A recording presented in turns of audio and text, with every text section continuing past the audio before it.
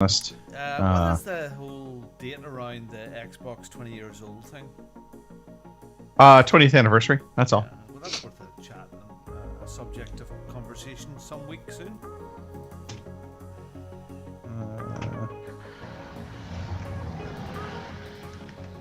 Let me just see what the actual anniversary date is. Maybe that will shift in when we do.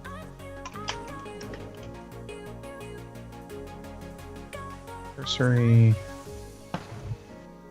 Why is it saying Mm.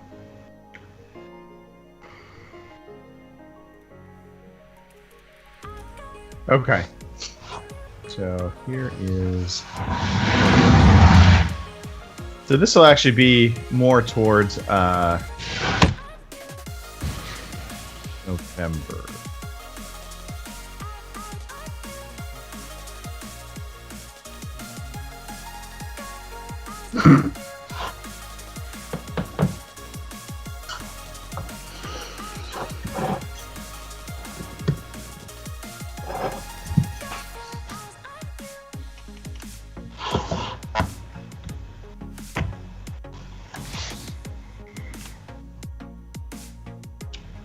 Why do people do that? Sites that write in contrast. Make everything black.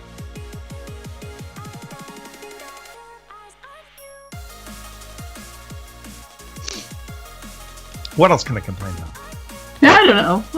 It's early yet. I'm sure there's something. Yeah, well, I'm sure a lot of you would like some mean tweets back again and fuel costs. Yep. Mean Yep. tweets weren't that bad, were they? I wasn't paying attention to any of that. Like we have gas here in California. It's one of the few times it's good to be in California. Yeah, but is Yeah, Is it didn't bother us either. So. it not going up in price at the moment? No. Oh well, yeah. But, It always I mean, it always tends to go up in summertime anyway. So Yeah, exactly. Everybody's traveling. Well, will be probably. So. No, with that pipeline closed down? well, the pipeline's back open, so I guess they paid the ransom, Yeah, what, 5 million or something?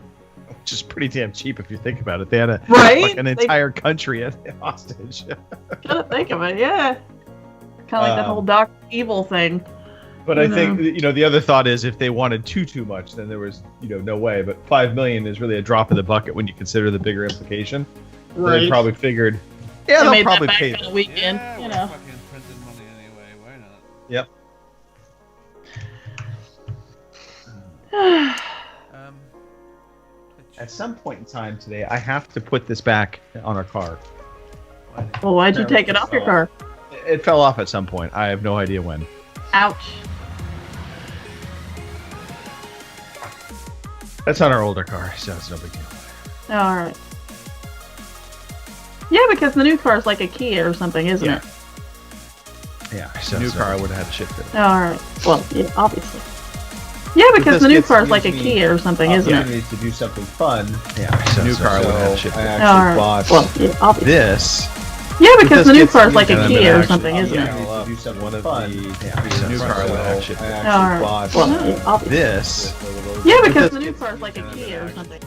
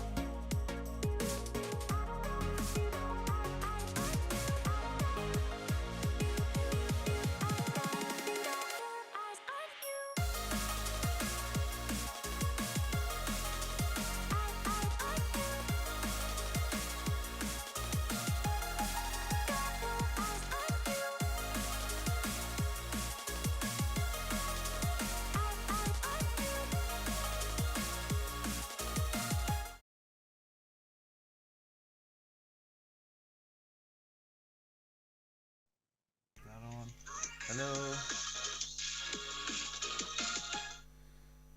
Hello, people. Oh yeah, totally working. You say the hello, people. Yep, that's working. Okay.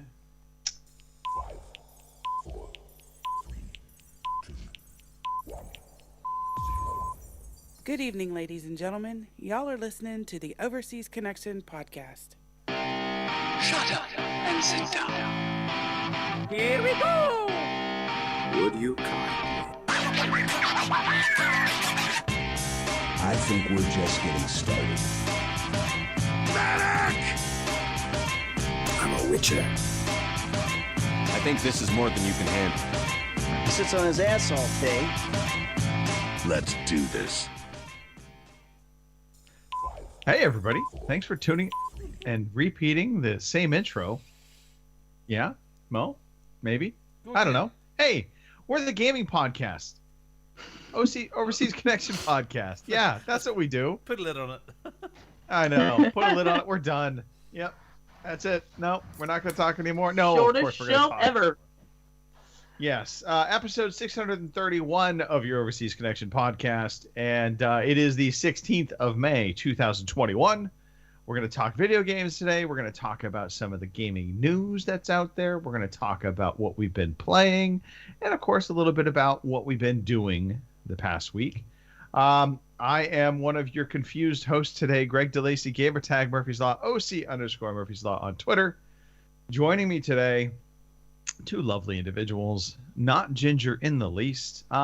Starting with the first one, Kim Woods. Kim. I'm perpetually confused, so there you go. You'll have that. Yes, hello from rainy Missouri. Yes, it's rainy and cloudy and gross today, but yeah, we'll get there. I think we're supposed to be 70 by the end of the week, so... Yeah. So Fingers you're going to be crossed. like we are today. Yep. Yeah. Shut up. Okay. Okay. Fair enough.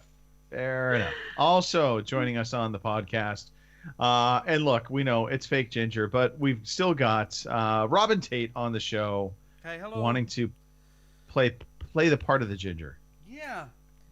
Do you know what? You say there's no gingers on the show, but are you sure about that? I mean, the collars and the cuffs have to match, and obviously you weren't looking that closely at me in London. I know. Well, there are things that are true there, Robin. Yeah. I Good did. evening. I purposely did not look that close. Yes. Hello to both of you wonderful parrot people, you. Yeah. Well, hello to you as well. Raining in from Bellamina. Yeah, Northern Ireland. Northern Ireland. Yeah. Wow. Yeah. See, look at me helping out. Thank you. We're going to talk about games in just a bit. First, we're going to talk about birthdays. And here's the truth. We don't think anybody has been born this past week or the upcoming week ever in the history of the world. Therefore, there's no birthdays to talk about. We are on twitch.tv, OC podcast. So just twitch.tv/OC podcast, youtube.com/OC podcast. I feel like I'm out of practice on this. And it's probably because I took last week off. It was a lovely time, by the way. Yeah, I'm just going to say I didn't regret that. I had a lot of fun. We'll talk about that as well.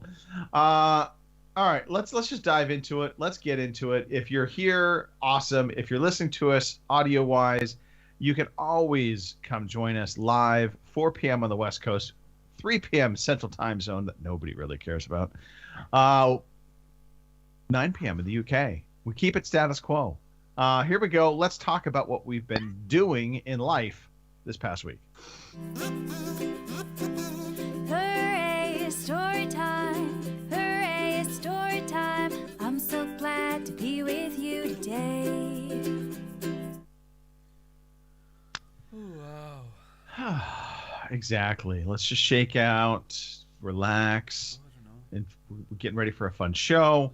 I don't know. Robin, Yeah. there's a lot of things There is. on your list of craziness here.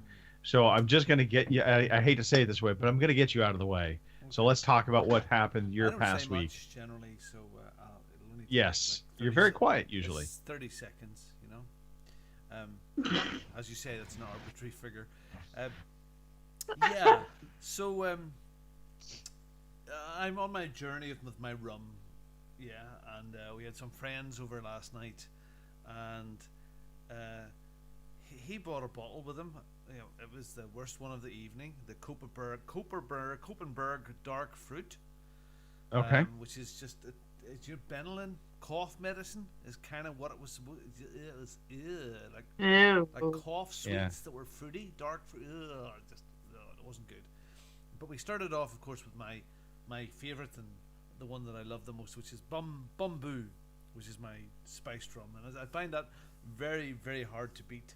So I'd already had a couple of gins before that, and a glass of wine or two, and so we had the glass of that, and then I had a glass of the Koppenberg, and then I brought out my expensive Kirk and Sweeney 18-year-old dark rum, and this beautiful, beautiful bottle, and we finished off that, and that was just me over the edge.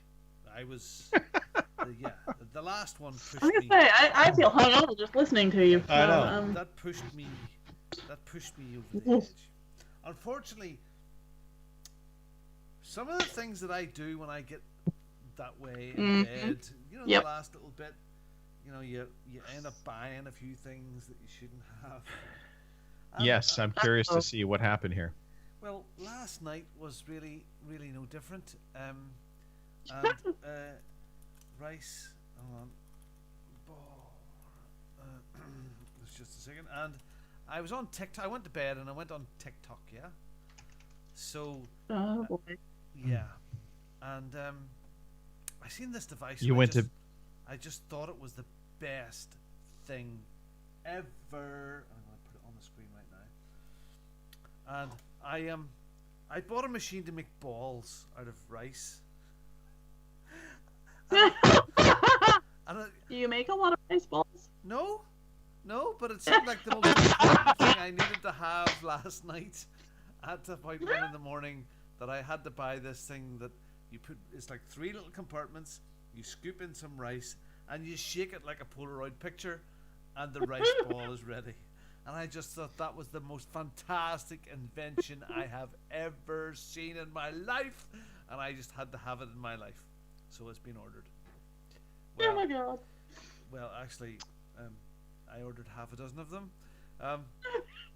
I guess we Half a dozen. Yes. Are you starting your own restaurant by chance? No, I just thought half a dozen, just in case one ever broke. I don't Okay. Yeah.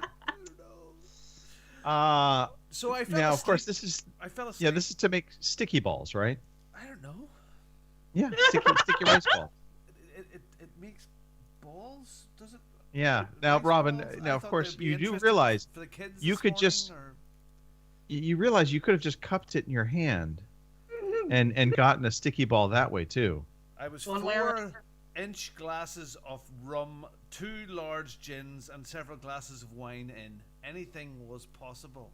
Thank God I fell asleep, because when I looked at the Amazon page I was on this morning, I was on a £1,200 3D printer. Oh my. Yes, Okay. I didn't buy it. Thank God.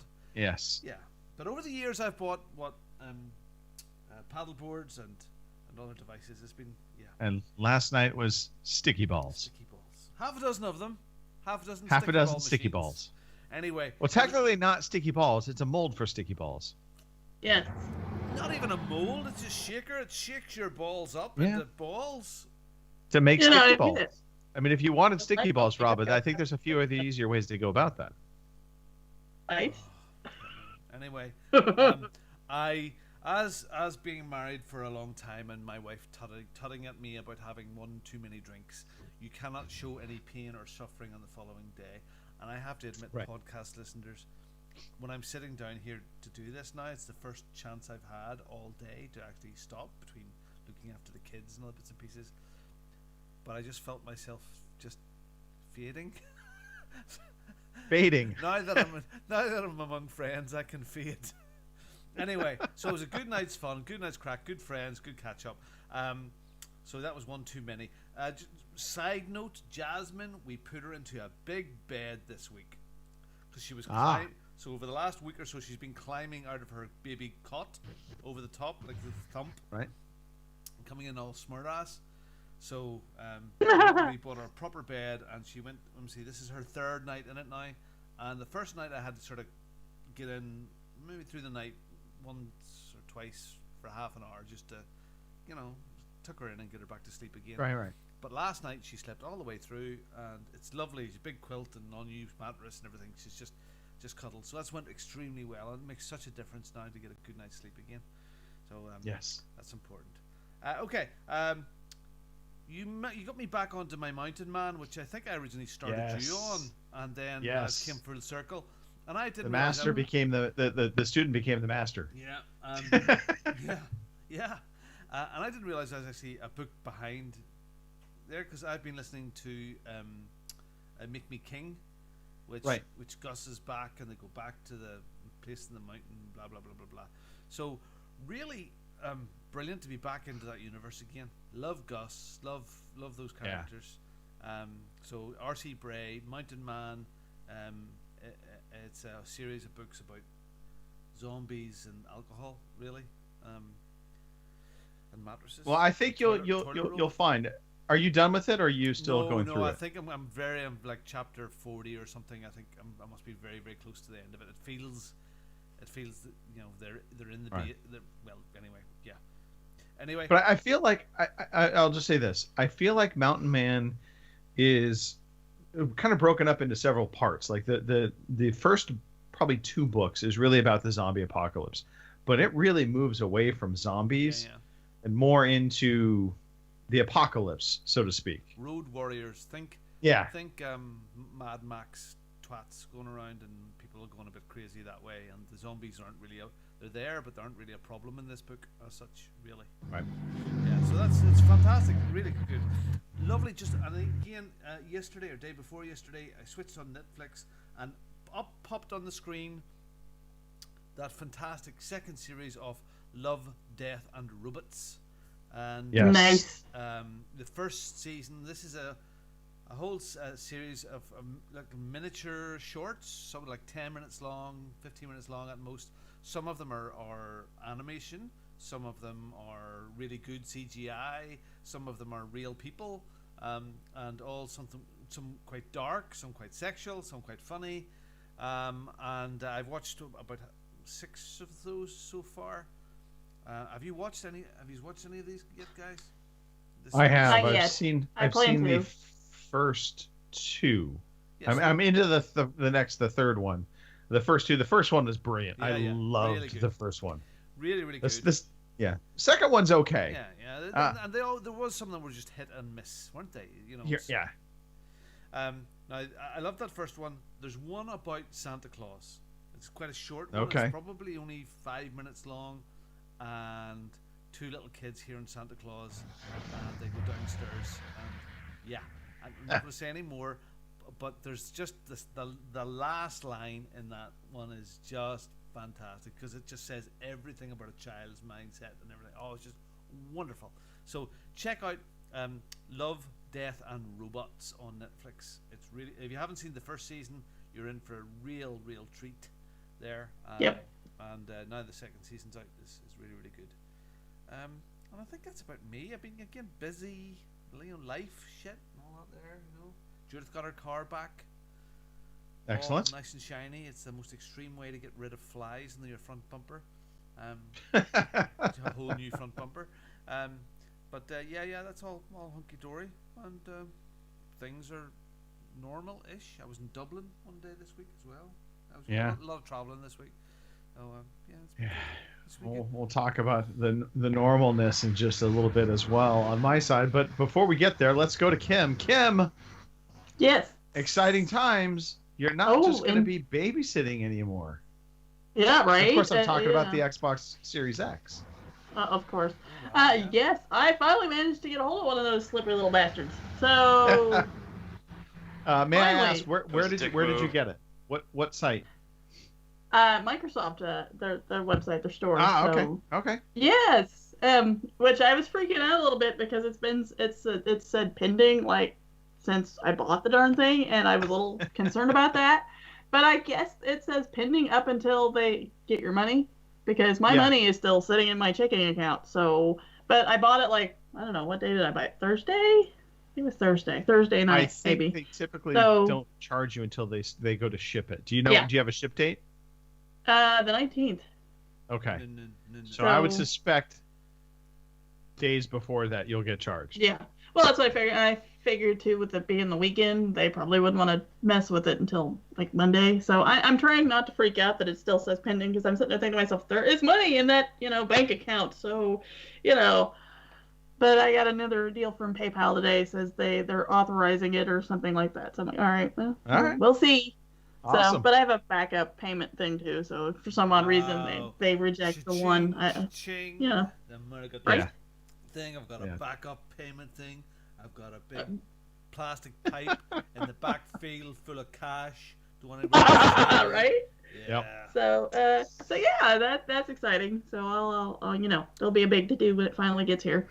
But other than that, it sounds like I finally have an end date for when I won't be working quite as much. So it sounds like maybe July will be the last I watch Colton, because they will be moving. So and they'll be like an hour away from me, so it's not really convenient to drive an hour Right. to drop him off and then whatever. So hopefully come July I'll have a little more free time so I can game with some more of you people. Hopefully fingers. And speaking of which, I broke out of my habit a little bit. Friday night I didn't go to bed at 9:00. Shocking, I know. I actually stayed up and played some Xbox with other people. Oh, really? What? Right. I mean, we'll get into obviously what you played, but back in the multiplayer saddle. Yes, a little bit. I mean, I'm not gonna lie, it wrecked me totally Saturday. I had to have a fucking nap Saturday because I was exhausted. Because we didn't stop playing till almost like 11:00, and when you're used to going to bed at like 9 and then getting up at like 4:30, Right. staying up till 11:00 and then getting up at 6:30 because apparently I can't sleep in anymore.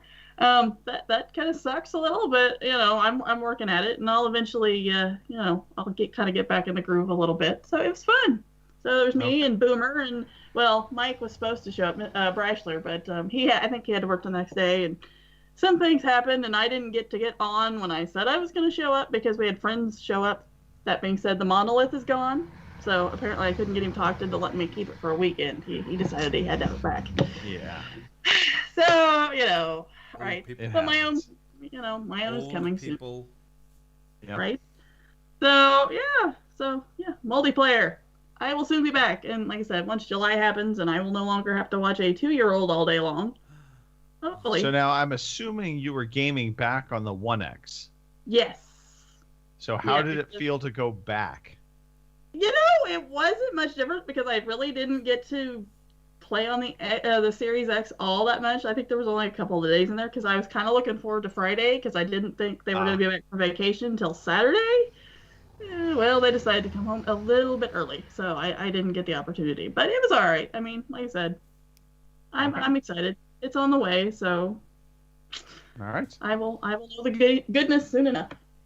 Good deal. Fabulous. I guess that leaves me. It does indeed. Yeah. So I'll kind of go back. So last weekend we took off. Colin had a sleepover with his daycare, and so we live close enough to Lake Tahoe that we can get out and do like a 2-hour drive to get to Tahoe. And so we decided to do that. We went and got a room at Harvey's in Lake Tahoe. Had a fantastic view of the lake, just absolutely gorgeous. And went up, had dinner, went out and did a little bit of gambling. To be perfectly honest, we weren't feeling the whole gambling thing all that much. It was really just about getting out and away. And so we didn't do a whole lot of gambling. We did, kind of just piddle about and go walk around the town and do some shopping, that kind of thing. We ended up finding a cool little restaurant called the North Shore Cove. But they made the craziest big Bloody Marys, and I shared a picture of that with you guys in the WhatsApp. Just insane. I mean, they threw everything into it. It had carrots, celery, jalapenos. At one point last week, we thought you were away with someone called Bloody Mary. Yes. But yeah, it was nuts. It was like a mini meal in and of itself. The correct answer there was no. Nancy was not with us. I can't say anything, Robin.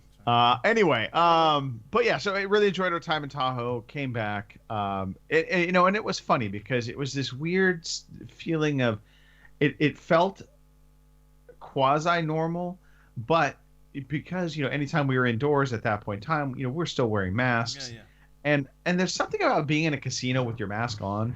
It just does it to me. It takes me right out of a mood to be in a casino. And so I was just kind of like, yeah, no, I'm not feeling it. I don't want to sit at a blackjack table where I have to have a mask on and they hand me a cocktail. I could take a sip and then I have to put the mask back up because they don't let you just keep it off. And so it just ultimately was like, you know what? When we are at the point in time where restrictions are lifted and we can be mask free, then I might be more in the mood to gamble. So what we need to get you is a mask with a hole for a straw. Which totally defeats the purpose of a mask. But people were doing that, by the way. Yeah. Back early in the whole pandemic thing, I remember people were cutting holes so they could have a straw go. And I'm like, that defeats the whole purpose. Yeah, but it's pointless anyway. So But hey, it's been announced. The CDC has said if you're vaccinated, you don't have to wear a mask anymore. No. Let's correction here. Fake news. The White House said that. The CDC were a bit surprised that the White House said that. So. No. The CDC said that. The White House were a bit surprised the CDC said that. And so the White House then got in line with that. Of course, they say that, follow your state mandates is the other thing. And of course, our governor mandated that on June 15th or sometime thereafter that the mask mandate would completely go away. So who knows? It's all, but at this point, everybody, it is becoming the Wild West when it comes to mask wearing within California. It's kind of comical. I say wear it if you want to. If you don't want to, it's your choice. At this point, you take your own risks. There's that. Of course, being respectful of others, for sure. But we all have our own. I think we can all be sensible about it. Let's just put it that way. And I also highly, very opinionated that if you're outdoors, you do not need to have a mask on. I do not care where you are outdoors. You don't need to have a mask on. Shut up. Nope, I'm not hearing it. There are irritations to me now. Irritations are, well, of course, the solo driver with a mask on. Okay. Yes. There's also the YouTuber that does his intro in a parking lot, say going into Universal Studios with a mask on outside, right? Or he's solo filming himself with a mask on. I don't understand that. That's not a real irritant. Now, the righteousness is strong in quite a lot of people. But again, if you want to wear your mask, to be perfectly honest, I don't. Yes. Knock yourself out. Be safe. And this, and I say this going forward. This is because honestly, during flu season, I might even wear a mask because I will say this. I didn't catch a cold all this past year. It's probably one of the most healthiest years I've had in a long time. So there is something. Maybe it's because I was washing my hands 5,000 times a day, but still, there was something to it. Who knows? And you weren't out anyway, we move forward. Onward, upward.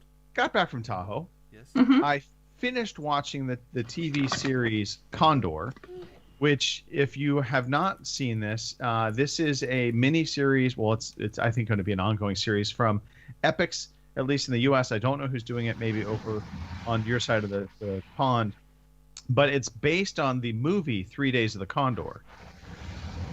Really good. Really good series. Not Charlton Heston. No, what do you call him? He the film festival he has as well. What's his name?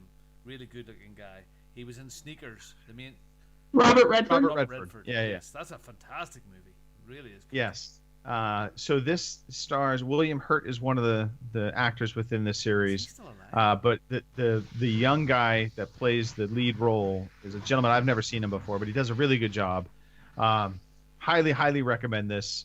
I think it's about 8 or 10 episodes long. Okay. And it's really good. And there's a lot of twists and turns. So Condor, check it out. Let's see. Our mongoose is freaking out Lord at the moment. Sorry. He's giving him the death stare. Yeah, well, he's very intimidating. Yeah. So, but he is among us, so we have to embrace him. Yes, we do have to love the mongoose. So I did get in a new toy this past week as part of my collection of things. Ed 209 from RoboCop. I Wow. like So that. Is it he's USB at the front? articulated. Is that a Cool. USB? It looks like it wants a USB at the front of it, like the front No, of his that's mouth. just the front grill, but he does. I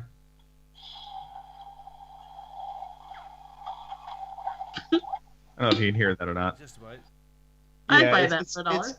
It could be a lot louder, but I could fix I it. had to get it. I saw it. I was like, I don't okay. blame you. Where'd you get it? Where'd you get it? I got this on Amazon. Oh. So they had just released it. So yeah, Ed 209. I need an Ed 209. I think Hiya Toys, sake, when I'm HIYA. Why the frig can I not friggin' drunk order stuff like that? Fucking rice. I don't know. ballers. Instead, he Um, gets old seed rice. So. This purchase and another purchase that will be coming that I'll have to talk about next week because it's not here yet, is coming on the heels of last night. We went to dinner at a restaurant that's called the Bacchus House, which they have a bunch of Mark Roberts figurines for holidays. I don't expect you guys to know what Mark Roberts is. It's a very popular collectible Christmas fairies and Halloween fairies. And so my wife has an addiction apparently for this stuff, to the point that like I think we now have like over 30 Mark Roberts fairies within this house stashed away in all different corners of the house. It's a meld of Christmas and balls. yeah, and last night I took Colin out to the car. She went in to look at a couple of the fairies that were on display at this restaurant because they sell them kind of as a storefront. And she ends up coming out with over $600 worth of. Oh. Yeah.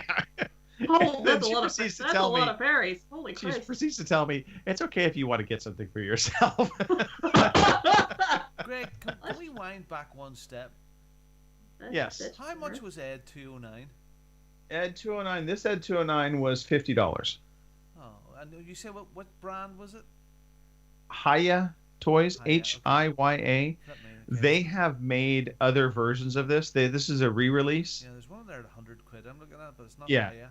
It's the Good Smile Company or something, and there's a NECA one that flip me. But wow, okay, Yeah. 50 quid. Yeah, she could have as many balls as you want. Pretty much. You gotta pay that money. But yeah. So and then just kind of rounding things out. You gotta take all the stuff back into the shop and say get one instead. No. I honestly just laughed a little bit. It was just I like, don't you know want what? to adopt her anymore. It's her thing. But Friday night, then I every once in a while I get allergies, and it's really pollen dust allergies.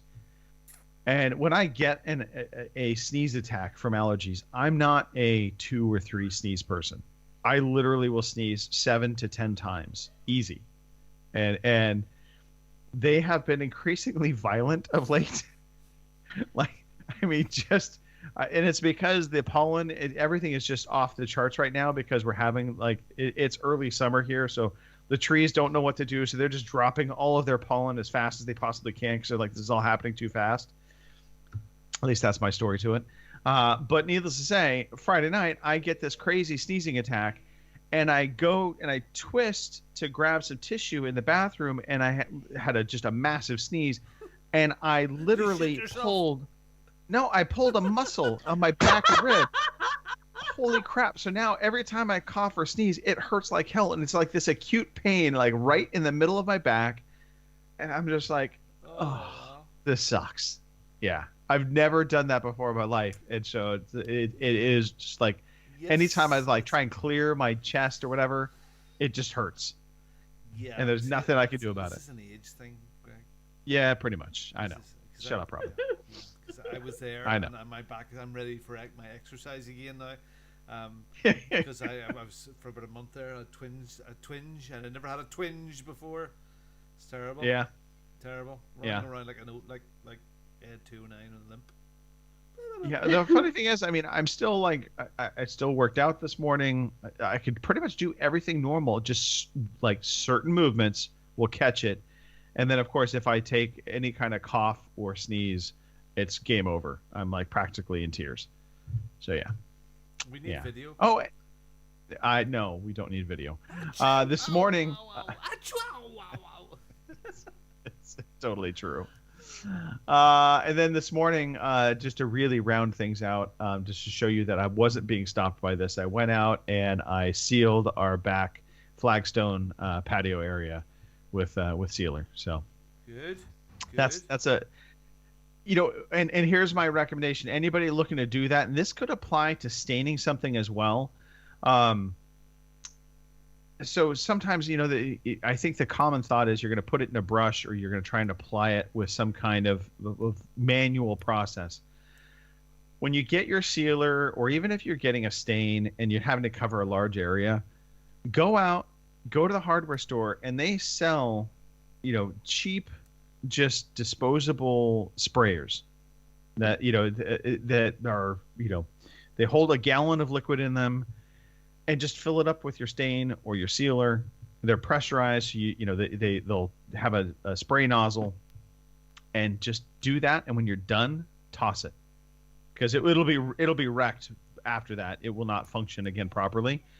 But they're only like $8, so just do that. Save yourself a ton of pain in the ass, because you're not having to bend over. You're not having to scrub anything on. You just spray, apply everything.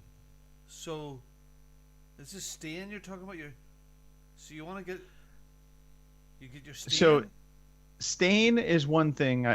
You could apply this for staining like a fence as well, but this was actually sealer. Different thing. What was the thing that I had to put it into again? What was it? A cup? Pump? No, it's just a sprayer. A spray pump. So you had to get your stain into this sprayer and pump it so it wasn't a pain in the ass. There's so many words in there that are triggering. I know. I was opening myself up. Yeah, really. Exactly. But yeah, Oh, so that was that rounds everything out for me. That's the week that was my life, and just work. By the way, dear God, work has been insane.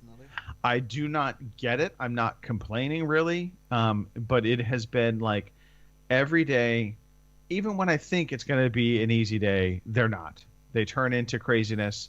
And I just talking about it now because it's just accepted. Yeah. It's just nutballs. Just yeah, and pretty much. And for us, it looks like it's going to get busier, just busier and busier as the year proceeds. So. Yeah. Well, hey, speaking of nutballs, let's talk about games. Oh yeah. Woohoo! Said if you're gonna play the game, boy, you gotta learn to play it right. Nice. I like it. You see? Kim. What I did there? Yes. I did. I saw what you did there. First, let's talk about the freebies for the second half of the month. Let's just kind of walk through that. Alrighty. For your games with gold this month, we still have Armello, which is still out till the end of the month. We now have Dungeons 3, which is up till June 15th, and Tropico 4, which is available till the end of the month. Then we have, for your PlayStation, we have Wreckfest, Drive Hard, Die Last for the PlayStation 5, Battlefield 5 for the PS4, and Stranded Deep, or Standing Deep, I guess. I don't know what the fuck. Stranded Deep for the PlayStation 4 as well. Then we have Psychonauts, Cluster Truck, Gone Home, Titan Souls, High Hell, and I Hope for your Twitch Prime games. Stadia Pro, if there's anyone out there who's still doing the Stadia thing, we have Trine 4, The Nightmare Prince, Hotline Miami 2, Wrong Number, and Floor Kids. And last but certainly not least, for the Epic Game Store, we have the Lion Song, which is available now through the 20th. So go get your free games that we play for, or pay for. What is Stadia Pro? I have one. How is it still a thing? So here's a funny thing about Stadia Pro. There was a news story, and I don't have it in the news, but Stadia, I guess Google came out and said, nope, Stadia Pro is still alive and doing well. And you just wonder who they think believes that. Who I they're don't know. fooling? Yeah. Yeah. I don't know. We shall see. We shall see how long Stadia can truly last. But I don't have a lot of faith. Well, you gotta have faith. You gotta have faith. You do. You do. Baby, I know you want my body, 'cause everybody wants a body like me. Robin, we're going to start with you. Why don't you talk about the games that you have been playing? Oh, the game. The game. Let's talk. Yeah, let us know.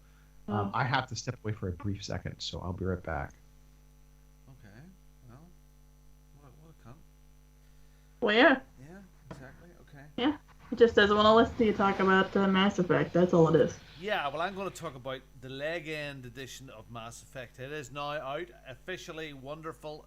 There, I had it pre-ordered, installed.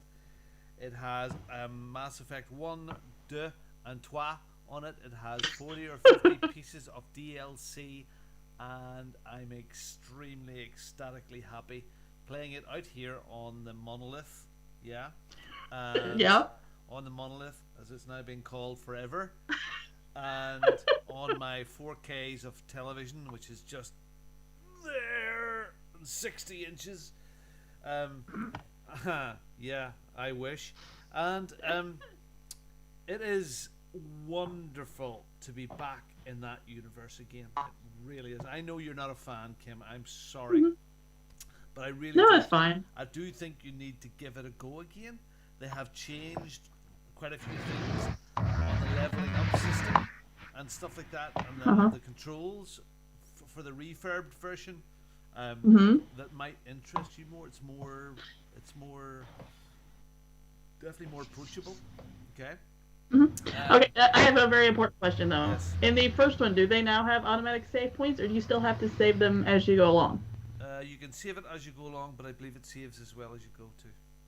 See, 'cause that was another sticking point. And I know that's like a tiny, small, like gnat's ass thing to pick at, but when you're used to them, saving them automatically, and then, you die and you've just beaten the whole big long stretch, and then you have to go back and do it again, it's a pain in the ass. Now, unfortunately for me, I've only had a couple of hours with it, and I played through like that first full chapter again. Graphically, it looks great. It really does. That was my question: was how much of an upgrade does the first one feel? Because that's the obviously that's the game that was the most dated. Yeah. So, does it feel noticeably different? So there is the uncanny valley which Mass Effect always had. They're almost there, but not quite. There is that RPG thing where there are certain characters, everybody stands still. Yeah, an NCP that doesn't do anything, you could stand there for days and they'll never move. But they're sort of part of the atmosphere.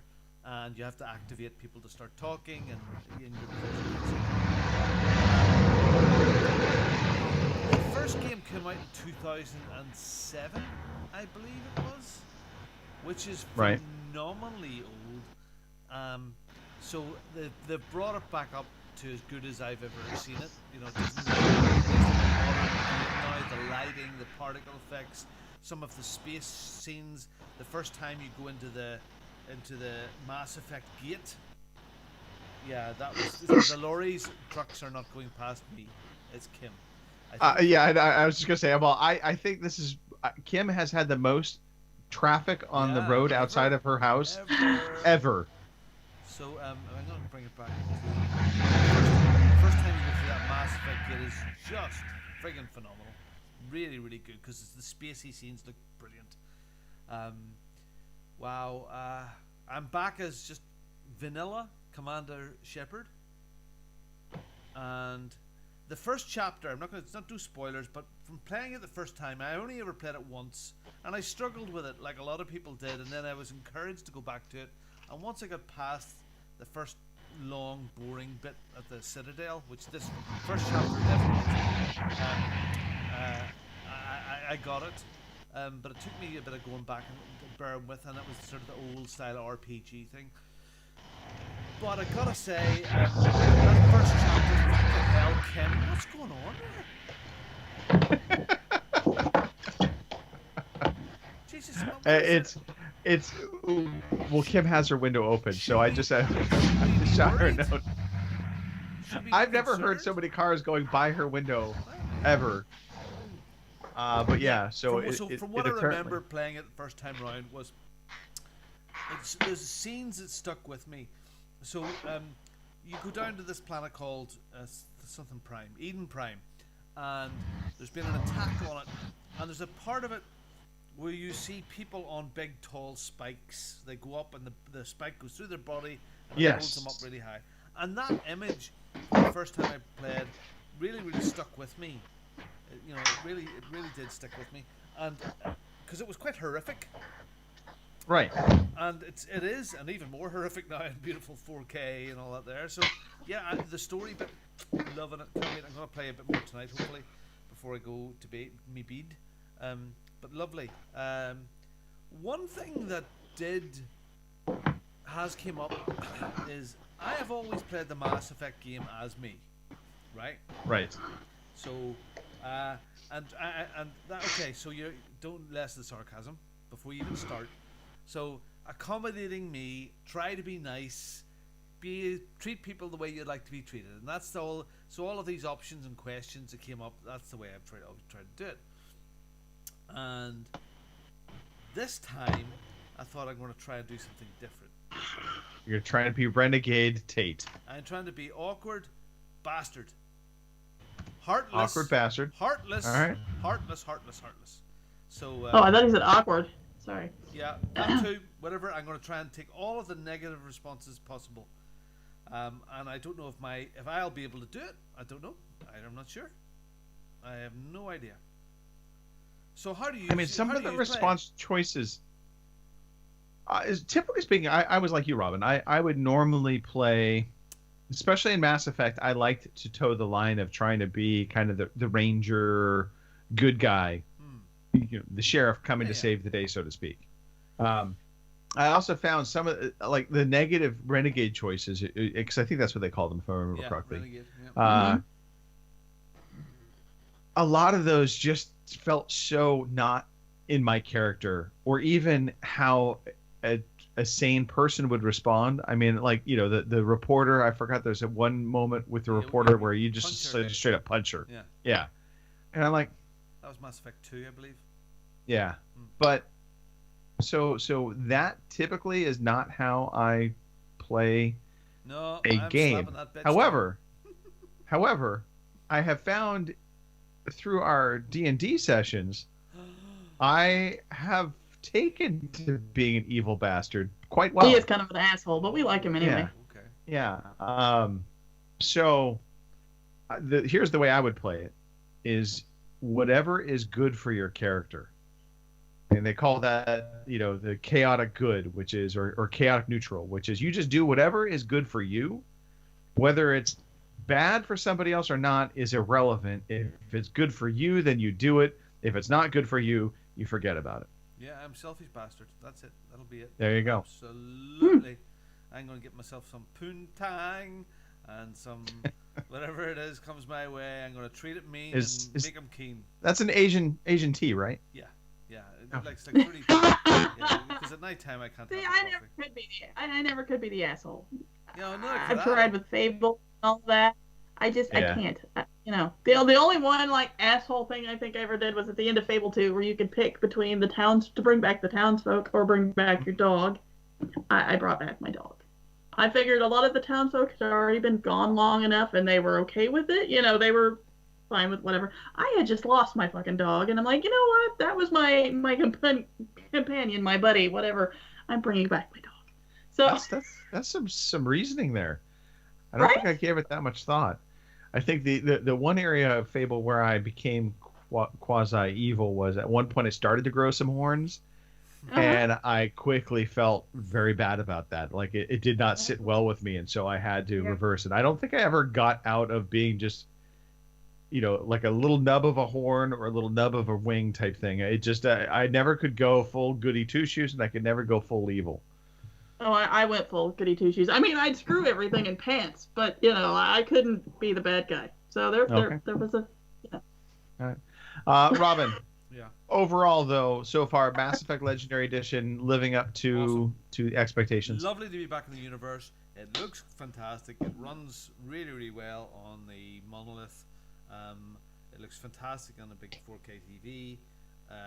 The story seems great. It looks like some nice improvements in the UI and the leveling up system. You can choose to go back to pure old style if you wanted it, but I haven't. I've done the new one, and it's going to give me my 50 odd quid. It's going to give me lots of entertainment for some time to come. All right. Good. Cool. I have heard some people say that it looks really good, but it almost looks too good. If that makes any sense, I don't. It didn't to me much, but yeah, there are some that say the visual upgrades are just too good, that they almost take away from the gameplay, and I'm like, okay, well, I'm not sure how that works, but okay. Yeah, I don't buy People that. say that about me. We're like, wow, look at him. He looks fantastic. Right? He's taken away from the offer by being too good looking. I get that. I understand. I can see that. Yes. Yes. On that note, Kim, what have Watch me you Twitch. been playing? Watch me play games. Watch me Twitch. Watch me play games. He's so gonna kill us one day. Yep. I played Rise, and you've all heard me talk at nauseam Sorry, about that. Sorry, I'm Kim, before you start, she swore never to play that. Yeah, I know. probably. Well, yeah, but she should have known There's better. currently That was- a contract out on your life in the United States. I don't know if you Right. know this or not, but yeah. Provoking a As soon as you Right. set foot Yeah. on your next vacation, Oh, the flip clock Right. ticks. coming through security. Oh my goodness, in December. Did you play Make Me Twitch, Make Me Nanny? Oh, Nicole! Look at him! right? Oh. But yeah. Sorry, Anyway, Kim. I'm playing through Rise. I've got through. I'm level 5 now, and I think there's 10 levels altogether, so I'm halfway through. I've also decided there are some achievements that I'm definitely not going to get, because there's just the last level I did. You have to make it from point A to point B, and there are these little ghostly things that are like your sorrow, apparently, and you're supposed to go through this entire map without being touched by one. Yeah, well, I failed that fucker miserably. So I've come to the conclusion that, you know what, some achievements just aren't worth getting. So Right. And I'm kind of the point now. It's not lost its appeal necessarily, but I'm kind of wanting to be done with it. So, but I want to finish it because I want to see, Too How long it for a ends and short what- game. yeah. Yeah, so, but for a short game, it's got like 34 achievements, and I'm like, holy cow.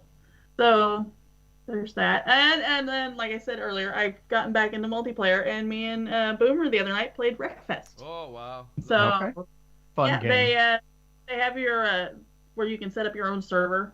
So that's what we did, and then because you can have up to 7 people, well, there was only me and Boomer, so the rest of them were bots. So we went around and did like the demo derby style. I think I did one race, and it was funny because I jumped in the server to do the race while I was waiting for him, and they attempted to kick me out, which was hilarious. Ah, So, yeah, right? the Because it boss. showed up my name at the bottom, and there was like one kick. And I'm like, oh, I see how that goes. They didn't get enough attempts to kick me out, so I stayed. So I'm sure that made whoever it was mad, but I don't care. So did Yeah, it make you feel like I felt when I played it?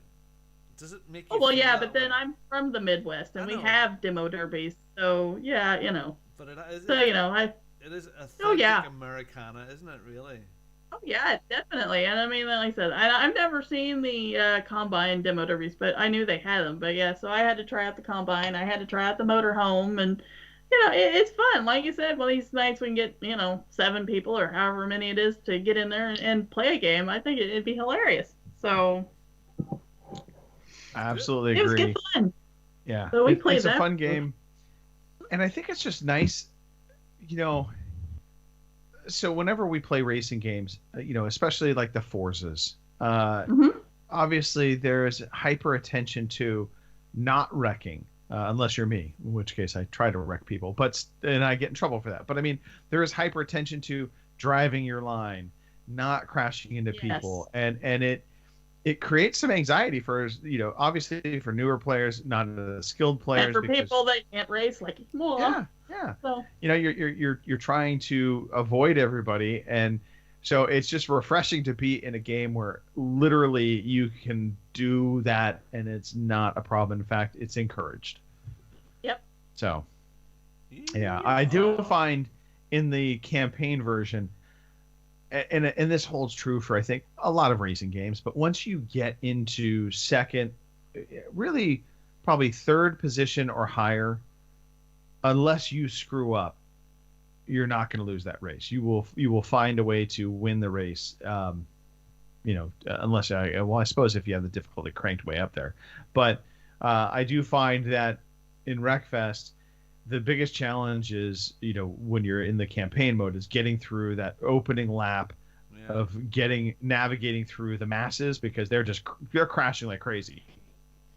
And you will get caught up in it. Oh yeah. Unless you're careful.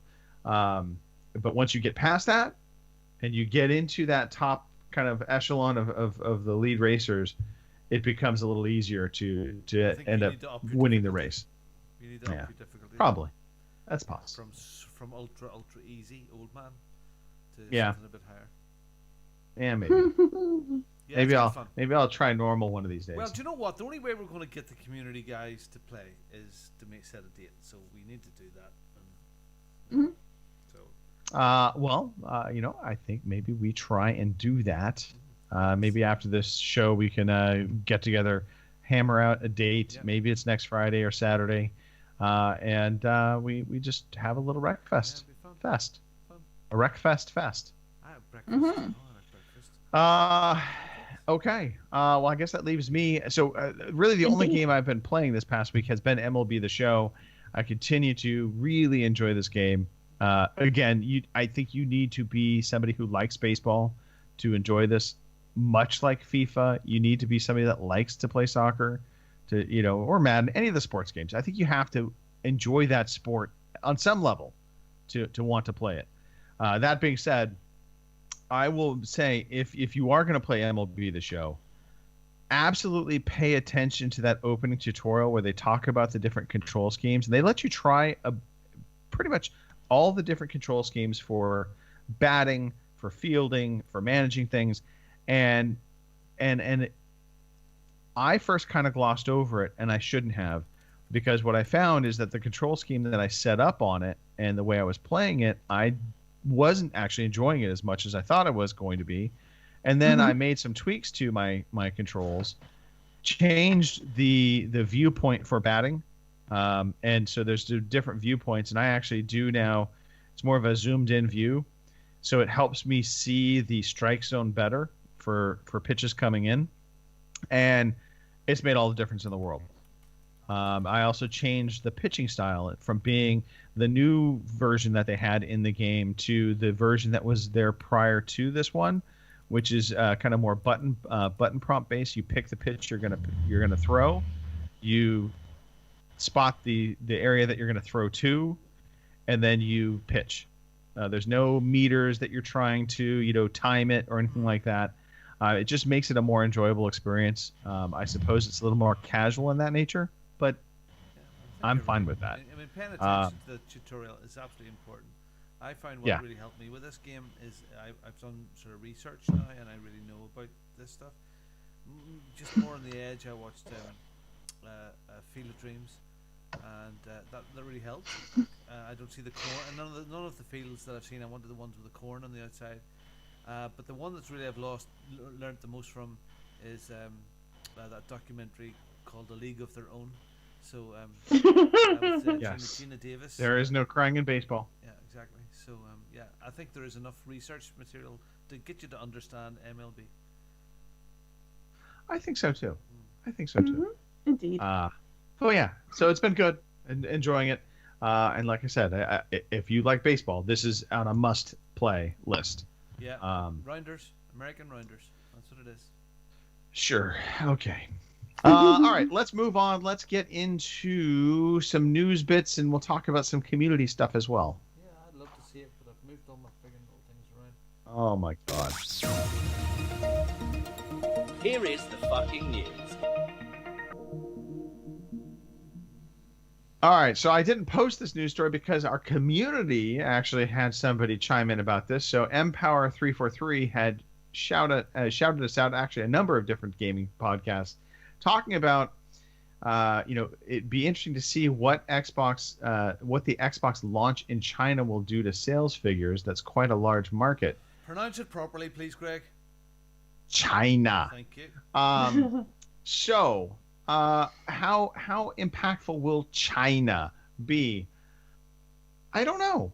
And I say that because supplies are constrained as is. So how much they actually get into the new market. Same thing with Sony. Sony's already there, but I don't know how much actual supply they have to put into the market. So, I mean, yeah, it's a gigantic market. But two things are true. Not only do you have to have the hardware, you have to have the software too. And that's an area where I kind of wonder how well these consoles can do in those markets. I don't know how localized any of the content is, either within the Xbox Series or Sony's consoles for China. Just imagine the rules that have been set forward for them to have permission to sell in China. Yeah, I mean, and Sony and Microsoft were both in China prior to this. I actually think this time, no one will stop us this time. No, I actually think that Microsoft have a good chance, as good a chance as Sony have in China breaking that market. Yeah. Because I mean, Japan is almost as much of an enemy to China as the US is. So, it's on equal footing that way. So yeah, of course I don't know. So who knows? Interesting. Who knows if you're in the middle of China? Do they know about Sony in the middle of China? Do they know about the PlayStation? Do they know about Xbox and that stuff? So I mean, I have to think they do, because I mean, one of the other things we've seen in generations past is a lot of knockoff. I was gonna say knockoff. I don't even know what that is, but knockoff consoles have come out of China.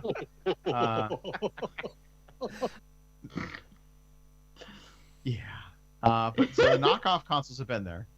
Yeah. And I don't know how big of impact the actual Sony Microsoft consoles have made within China.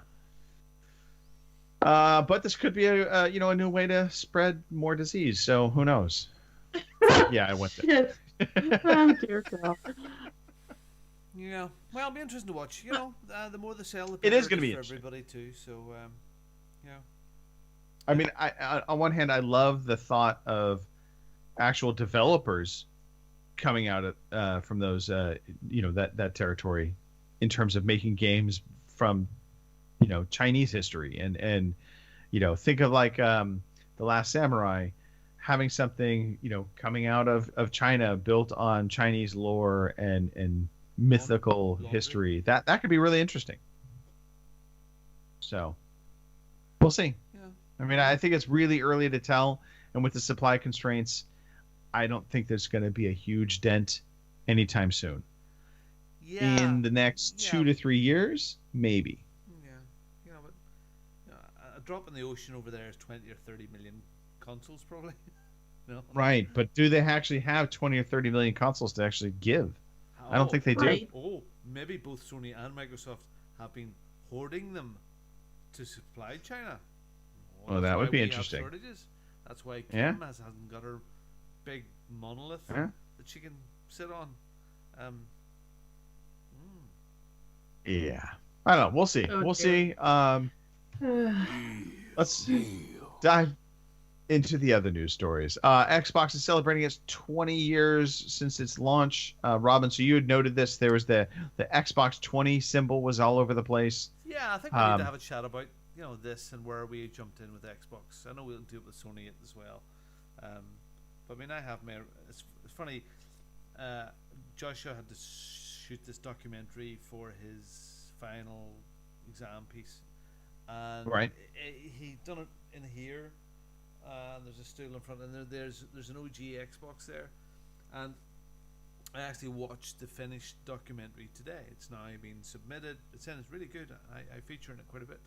It's how could it not be good if it had me in it? Actually, you're in it, Greg. Greg, you're in it. Believe it or not. Quite a few people. Yeah, quite a few. Interesting. All right. And then I've asked him for a copy, so I'll show it to everybody. Yes. But it was nice hearing him talk about it.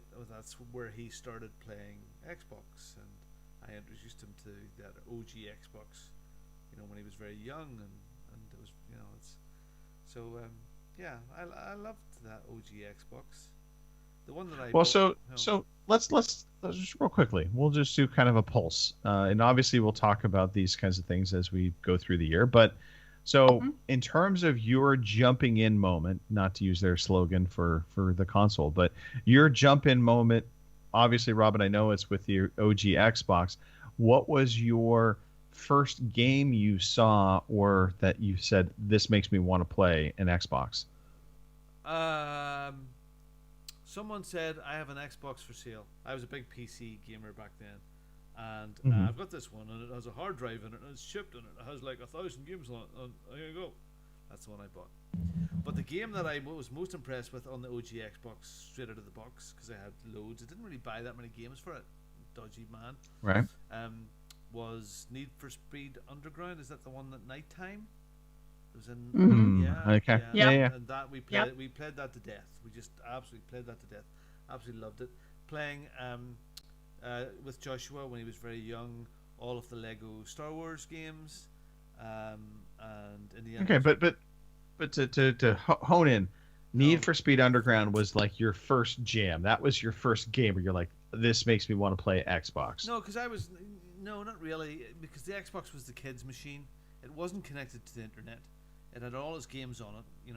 It was stuffed. Okay. It was a dodgy one. It was stuffed with loads and loads of games. So really, I didn't really turn into a console gamer as such until 360, and that was Call of Duty. When online stuff was really all right. It was all about. So Call of Duty was really your tip-off point with Xbox, so to speak. And I mean, Call of Duty 2, and I'm assuming that was Call of Duty 2. Yeah, Modern Warfare 2. Okay. Yeah. For me, anyway. And then I went back to the first one again and played that. So for me, yeah, the Xbox, it was interesting because that was the first time I'd really had a. Yeah, we had a Wii beforehand. That was the only console that we really had. In fact, the original one that I have is still here. So, yeah, it was a dodgy, a big brute of a machine, big console, but there was just something nice about it, being able to switch it on the way you went. I remember replaying the Half-Life on the Xbox as well. Mm-hmm. I remember sitting with Judith playing that in our old house, and having her settled in with it. And of course, as Boomer said, Halo as well, I suppose, was my first introduction to Halo. Yeah, but so what I'm trying to nail down though is what called you to the Xbox, and obviously there will be something for PlayStation as well. We'll dive into that for a different podcast, but for the Xbox, Dodgy Call of Duty for you. Had a hacked Xbox that said, "I'm selling this. Do you want it?"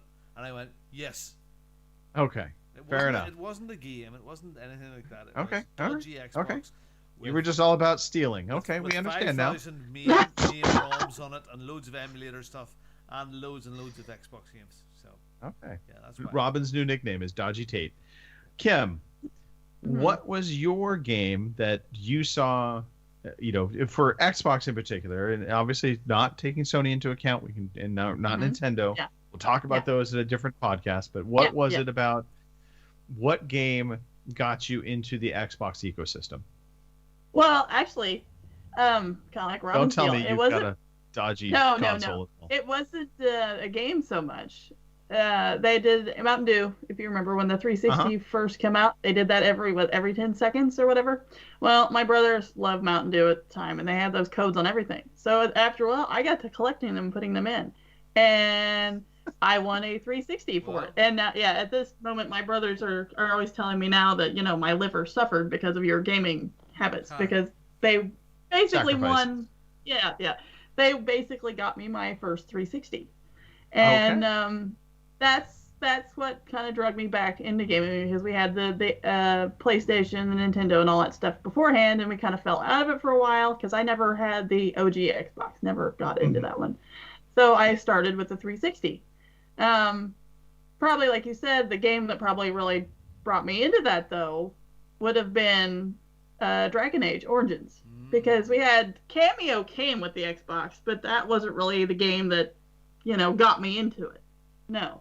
So it was the first Dragon Age that actually got me into that and RPGs and and I just kind of went from there. So Okay. yeah. Here, All right.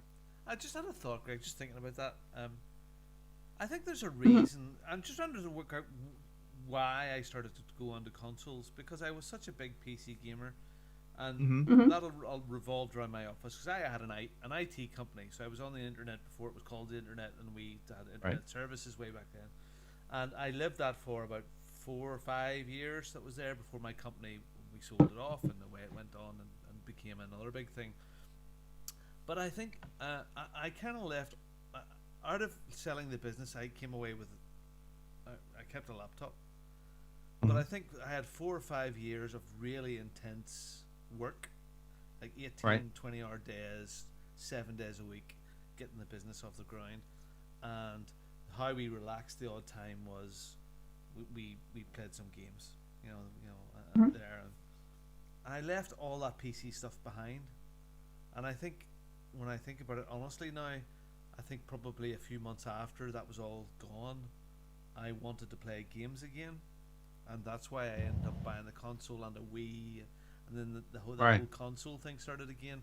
And it was I didn't want to go near PCs anymore. Yeah. I think that's maybe, when I actually analyze it, that's probably why I can't be arsed gaming any longer on PC. And I love the simplicity of it, because I had so much of that way back then, and there's negative connotations almost within me of the time like when Joshua grew up, I was working the first sort of 4 years of his life. I really wasn't there. I was at work, and it was all PCs and internet. And, Okay. So that's probably why I went the console route after a while, after the business was sold, and wanted to get back into gaming again. Interesting. Okay. All right. Yeah, for me, so here's the irony. I was the biggest PlayStation guy. I used to play on PlayStation 1, on PlayStation 2. I had been bought a PlayStation 2 at launch. So I was always into that.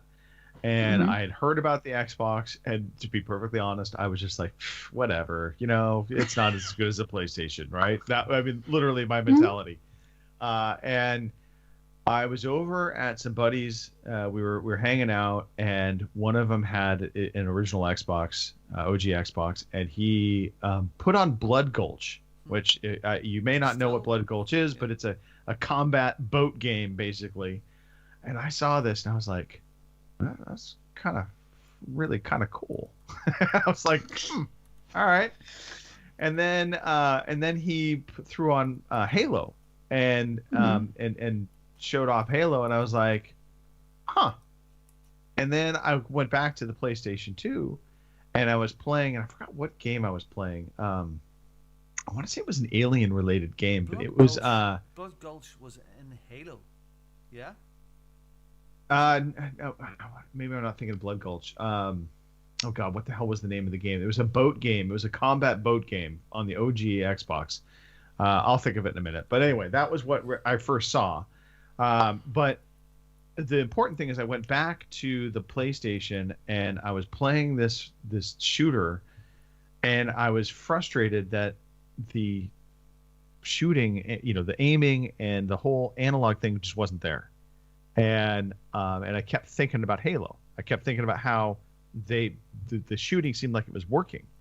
And and I had been playing on PC as well at the time, but kind of like Robin, my work has always focused around a PC and being in front of a computer, and so I didn't want to spend my off hours in front of a computer and doing that. So that's kind of why I was Bloodwake. Thank you. That's why I was gravitating towards console, and I ended up getting an Xbox, an OG Xbox, and that and Halo.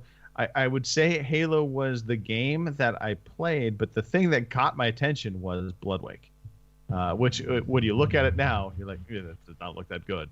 But at the time, I was like, wow, that's kind of cool. I don't have that on PlayStation. So yeah, go figure. Anyway, all right, trip down memory lane. By the way, and we should give a shout out to the chat. I know there's at least a couple individuals in there. Yes, there is. Boomer, of course, and Lord has been in there. So.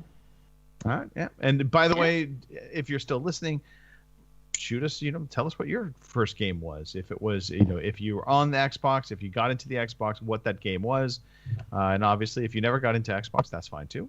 And we'll be talking about Nintendo. We'll talk about our experiences with the Sony PlayStation as well, because there's definitely games that should be talked about for both of those consoles. All right, to the news. Not a huge news week, but there was some news. So Battlefield 6 apparently has just sprung a huge leak. There is stuff coming out left and right now about Battlefield 6. But the main news story that came out is that it is going to be a cross-gen game. It is not going to be exclusive to the PlayStation 5 and the Series X, so it will be available on last-gen consoles. But they said that the future release will take advantage of the new hardware to improve physics and AI and the immersive nature of the game. A leak that just came out today, I believe, is a trailer talking about it being revealed in June with a PlayStation logo, which leads me to believe that PlayStation might have the marketing deal for Battlefield 6.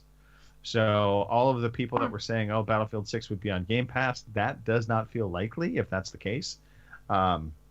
So there's that. But I'm excited for Battlefield 6. Me it too. Feels like it's going back to kind of the modern combat.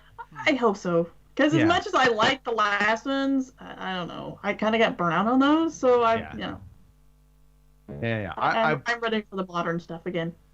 I want to feel the magic of Battlefield Bad Company. I remember when that game came out and we would play online. We had so much fun with the indestructible environments and the craziness of it all. And then it just felt like they kept adding all the bells and whistles and it got away from kind of what made it good. So it's still good, mind you, but I really hope they can recapture that feeling. I enjoyed that game a ton. Yeah. Yeah, there was something very, very nice about driving a tank up in front of a wall and shooting it and blowing a bit of wall away. That was magical back then. Now it's just accepted, but back then that was like, wow. Yeah, it was unique. It was different, and there was nothing more fearful than when a tank came onto the scene. Your squad, you were scrambling because you knew the tank, definitely was a threat. Whereas now, it feels like a tank comes on scene and within seconds it's destroyed. Sony has officially launched their page on Steam. So for all those that were wondering how vested Sony was going to be in PC games, feels like they're going to be pretty invested in PC games. So they have officially launched their Steam page. It lists over 47 different entries within there. Obviously, some games, a lot of DLC as well. Nothing future game-wise right now, so we don't have kind of that future view of what might be coming. But I think it's really safe to say this is going to be part of Sony's new direction as well, that they're going to, like Microsoft, embrace releasing some games onto PC. I'm not going to be surprised if we don't see some of those big hitters get a 1-year window on the console and then release onto PC. It just feels like that is the direction they're going, and then it's a way for them to make a ton more money.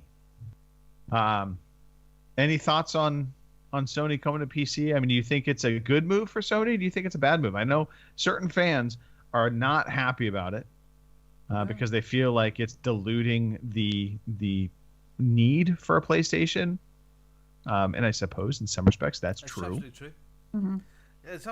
It's true. And again, I think it's the future, like Discord. Because it's coming closer and closer to completely digital devices that are now like an Amazon, USB stick. It'll come installed in your TV. Your TVs will have hard drive space as it gets cheap, solid state hard drive space to download games, whether it be good streaming or download the game to play. Console. The days of consoles are numbered. Interesting. I think this will be it's going to come down to as the technology gets better, the speeds get faster. Sorry. Anyway, I'm digressing here. I think it's a good thing. Just like Xbox and PC, now you've got Sony and PC. And for the reasons that people love PCs and graphic cards and all the other bits and pieces, well, those people are never going to touch a console. Their consoles are below those people. So that means Sony isn't getting any of their love whatsoever, unless they're really, really dedicated and just want to play The Last of Us or something like that. There's some exclusive. And now they're still going to get the game sale, but not the hardware sale. And as we know from Xbox news of late, and generally with console sales anyway for the first couple of years, the companies don't make an awful lot of money out of the hardware. It's the software. Unless you're Nintendo. It's the software and your Game Pass or your Sony Live. That's where the money is. Yeah. So I think it's a good thing. Yep. Get over yourselves. Kim, out of curiosity, would you? And I don't know. Obviously, the power of the machines in the home dictate a lot of this, but do you ever play games on your laptop or your PC at all, or is this not very often? No. My new laptop, I think it could handle some, but it's definitely not a gaming machine. And honestly, with my internet, even though it is faster than what I used to have, because I found this out with Stadia and some of the other stuff, I still can't run things smoothly because, like the xCloud, it still doesn't work right for me. Even with my cellular data, it still doesn't work right for me. It still crashes and all that stuff. So, unless my internet suddenly gets upgraded in the next few years, who knows? I mean, hopefully at some point, because honestly, for me, if I was to get a better speed internet, that would actually cost me more money because the highest one they have is like $100 a month. So, yeah, and that's only like 100 megs. Okay. Yeah. So, God, then I'm not really sure. 100 megs, man. Right. Right. I've got 30 now. That's what I'm paying for now, and that's $85 a month already. So. Okay. It's expensive over there, it really is. Yeah. Yeah, we definitely have a long way to go in terms of infrastructure in the U.S. And that's just because it's such a big country. It's not an easy thing for us to do. Not to say that it's an easy thing for any country to do, but I think obviously if you're a smaller country, not quite as much cable to lay down. Exactly. All right. Well, we will keep an eye on that. It'll be curious to see what the next big game that comes out to Sony PC. It's a weird thing to say. But then again, so is saying a Sony title on an Xbox. And I've been playing the crap out of MLB. So there you go. Cats and dogs living together. It's massive. Pandemonium. Yep. All right. And for I think it's the last news story. Second to last news story. There we go. But the second to last news story. So there's a movie director out there. He made the horror movie in 2013 called Frankenstein's Army. I believe his name is Richard Raphorst. I could be totally butchering that, but anyway, he's a Dutch director. He has made a claim that Resident Evil Village has copied his monster design. And so I put it in our notes. I don't know if, Robin, you can put it up on screen, or if you already have maybe the comparison image of his design and the monster design from Resident Evil. But basically, it's a big monster with an airplane propeller in its head to basically kind of chop you up type thing. I gotta say, now comparing the two images, he may have a point. He really might have a point because it feels awfully similar. And he said pretty much they just straight up copied his design, and not even just took parts of it, but like just copied it completely. Propeller. Yeah. So that's going to be an interesting one to watch because obviously I think this is a potential court case, copyright infringement type scenario. But obviously also you be the judge as you look at it yourselves. And those comparisons are out there. I think I pulled the comparison on my end from IGN. Yeah. Do you know what? It's not going to affect me because I ain't playing the son of a bitch whatsoever. I'm really tempted by this Me game. either. I'm very tempted. I've been hearing such good things about it. It's not a long game as well, which oddly for me is a bonus because I don't think I want this game to be a long game. If it's a horror game, shorter is better. No, I just the shells. No, Nope. they weren't electrifying. Yeah. I tell you. No, yeah, I'm like you. I like sleeping peacefully, so I'll pass. Yeah. All right, fair enough. And then the last news story, and this is just an interesting one. So, Housemarque, who made the game Returnal, they are a third-party studio, so they're not owned internally by Sony, although they've worked on pretty much Sony-only titles of late. But they said that they found out that Returnal's price tag would be $70, the same time as the general public did. Basically, the director, Michael Havari, had said that they had been showing internal demos of Returnal, and that every time they showed it to Sony, Sony was impressed and kind of upped the budget for the game, scoped it out to a larger game, and so it kept kind of growing. And basically, it became the first game that sold for more than $60, and that was a first not only for them, but I believe also for Sony, because I think this was the first $70 Sony game. And I'm not going to lie, I hope I want Housemarque to get and have success with this game, but then there's a part of me that wants to see it fail miserably because of the price point. I don't feel we're at a point where we need to have $70 games. And I know some people are like, oh, what's the big deal? Blah, blah, blah. Games are more expensive to make. I don't know. Right now, in the face of everything we're going through, seeing something being $70, even though it's only $10 more, it's still $10 more. It's just another little pull at my pocketbook, and I'm kind of over it. And so... but this developer is faux complaining. Well, I think they're just not so much faux complaining. I think it's more they had been asked the question of, when did you decide to make the game $70? And they're like, we didn't, and we didn't know it was going to be $70 until it actually came out to the public, which is interesting and also kind of gives you some perspective in terms of how Sony is handling their third-party developers that they're publishing the game. So this is considered a first-party game because Sony's publishing it. Okay. And Sony has final say on those aspects. And so they said it's going to be $70, and Housemarque I don't think really had a say in it. So that's also interesting.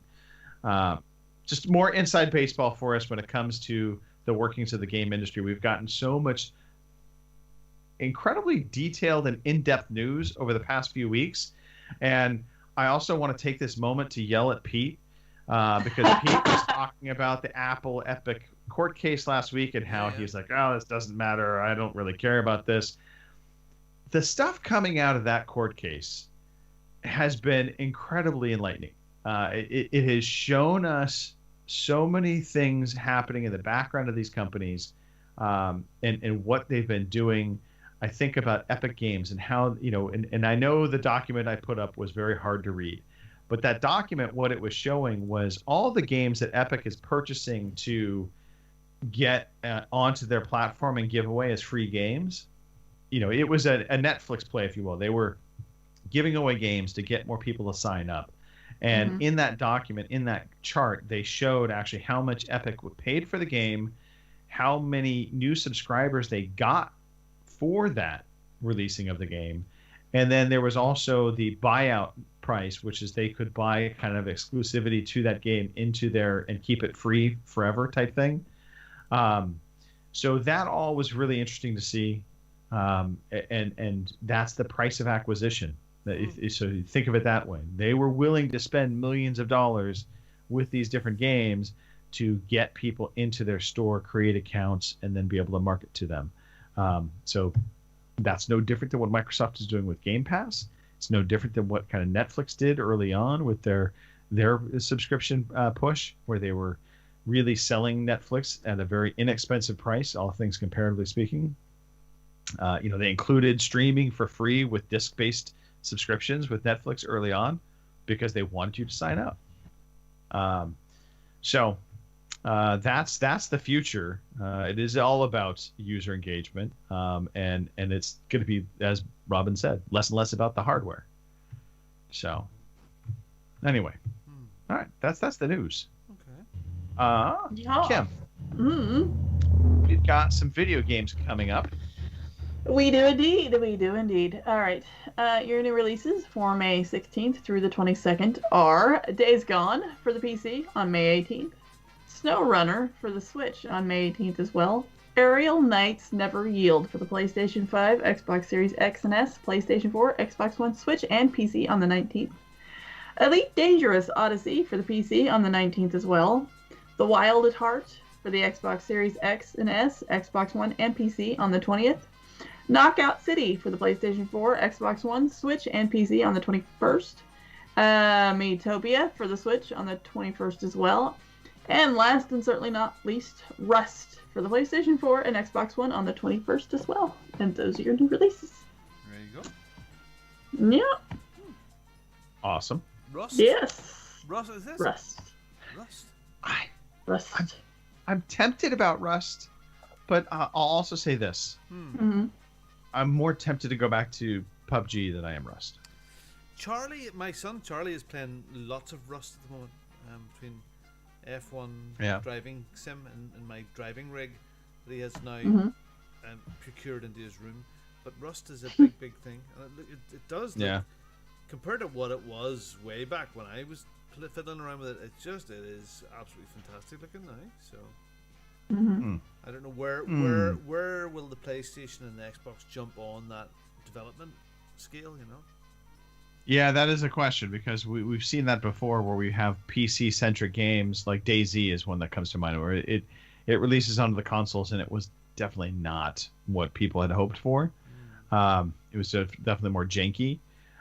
But the thing that intrigues me about Rust is I still go back to our good friend Gary DeFelice and them playing Rust with Nicole, and Nicole getting, I guess, disconnected, and her body was just there, and they literally shot her, set her on fire, and so the fun times that are those kinds of games. Yeah. So I don't know. We'll see. We shall see. All right, Robin. Yeah. Please tell me about victories achieved. Just one victory achieved this week, and it's very disturbing, actually. Very disturbing victory achieved. Let me see if I can just quickly add a photograph. So, John Mouse has been going through. Where did I see it? I didn't even see the flipping image. Sorry, he's been going through. I'm not going to do that to the public. It would shock them. He's been going through his Assassin's Creed games, playing through them all, and he's just finished this week Assassin's Creed Unity. And he said, it's safe to say he did not enjoy this one. I didn't want to pull a sad face after completing it, so I faked this one for you. It's supposed to show joy. This photograph, what is it? I don't know. Do you know what Spy Kids? Do you know Spy Kids? And there's the Fugalies, the monsters. He looks like a Fugly in this right now. It's like he stepped on a Lego. That I think is, Kim might have it there. That looks like there's pain involved in this picture. I am just going to say this now. I'm going to blast him on Twitter with this picture because I think this needs to be seen by the world and should not be just relegated to an email or just a one-time post. This needs to be a reoccurring image that is brought to the world. Oh, we're going to use this image. We're going to use it. Oh. Yeah. Poor Johnny Nine Toes. Anyway, victory achieved. He's completed a victory. He finished the game to the credits, took a selfie of himself with the credits in the background. He tweeted that off to @OC_podcast with the hashtag victory achieved, and he's entered a draw to win money. And that's once every 3 months: January, February, March, April, May, June will be the next draw. And you can go with 15 quid or $20, and that's all you have to do. So just finish your games, send in the photograph. You can tweet it there. You can send it by any way you want to. You can send it, put it on facebook.ocpod.com, or you can email it to podcast@ocpod.com, or put it in any of our WhatsApp groups. A lot of people have came away from Twitter. Myself would be one of them. So you can just do your victory achieved any way you want to, and you'll still be entered in the draw. So yeah, so congratulations. Get your entries in, and for that, in the meantime, you're gonna kind of get this sort of thing here, and it's this one that's here, and I've moved things around too much. Yeah. You all have a victories achieved. Victories achieved. You have one. A victories achieved. Good lad, John. Love your podcast. Love your work. Yep. Right? Yep. I'm already putting him on blast on Twitter.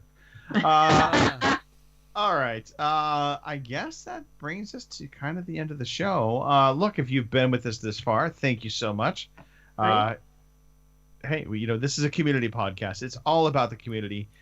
We have a push to make something bigger of our community, and that's being stewarded by Fraser Moores. So this idea of expanding VG HubNet into kind of a more global channel for our community to basically stream into and have podcasts in and have kind of a single destination of where it all hits and happens, as opposed to all these different individual channels. It's a novelly great, cool idea that's going to require a lot of scheduling and back-end shenanigans. But I think he can pull it off. I have faith in our Canadian brother. So, not really.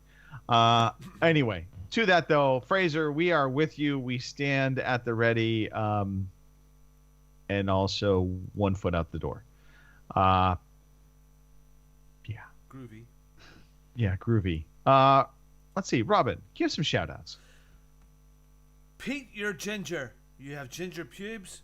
You are. I was walking through the forest yesterday morning with the kids, and I seen a woman out walking, and she had 3 gingers with them in the forest. They were like, I don't know if she was walking them or she had found them in the forest, but I mean, is that where gingers come from? Do you just dig them up randomly in the forest and then take them home and dye their hair?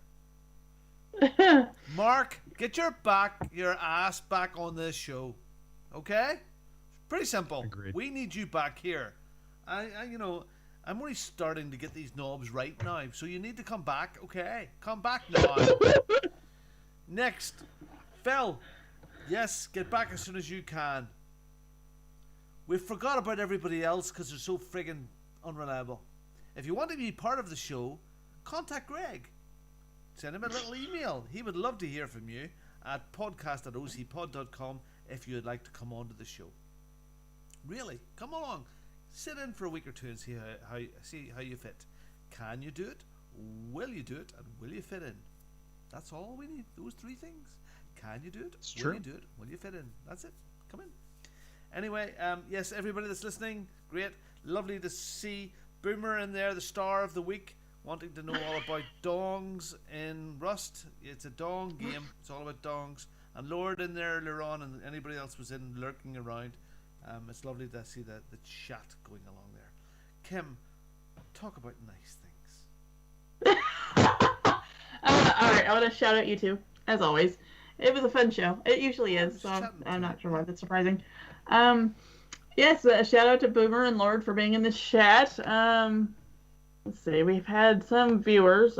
I assume they're viewing us anyway. There was Commander Root, another TTV viewer was in there, and Disabit. And there was Ditsabit, sorry, and a streamers area, but I'm assuming that's a bot, more than likely. But anyway, like I said, shout out to Boomer and Lord, because they were actually in the chat. So, yeah. They were in the trenches. Yes, they were actually there. They put up with my bullshit, so thanks to them. Otherwise, hopefully everybody has a good week. Yeah. Xbox Series X coming soon. So pictures to follow, and I will not flash my address yet again, so I will make sure of that. My address. Nothing else. Yeah, well, we'll see. Depends how much whiskey I have. Anyway, carry on. Over to you, Greg. All right. Yes. Look, you can flash your boobs. You can flash part of your address. Don't flash your boobs and your address together. Right. That will definitely be a bad idea. Right. Yeah. And speaking of dong games, if you truly want the ultimate dong game, it is Cyberpunk. Because let's just say there's plenty of options, as well as circumcision options. Sure. So yeah. All right. I want to shout out Robin for calling out Mark, for calling out Phil, and calling out the Gingermongers because they need to be called out. I want to shout out you, Kim, for making the show as well. You have been a steady hand guiding us along, helping us every week. So we need to acknowledge that. Acknowledge Robin, of course, as well.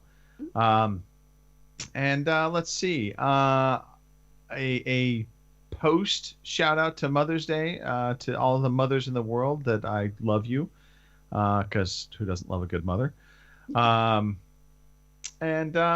Yeah, stay tuned to the show. Come back. We'll be on next weekend. We'll be on the weekend after that, and after that, and after that. It's like that old there was a commercial, and so on and so on and so on. So it's just, we just keep going. We don't stop. That's what we do. Yep. Yeah. So that being said, Robin, I know you're busy doing things other than the show, but if you could close us out. Oh, that one. Okay. Bye, everybody. Thank you for listening to the Overseas Connection podcast.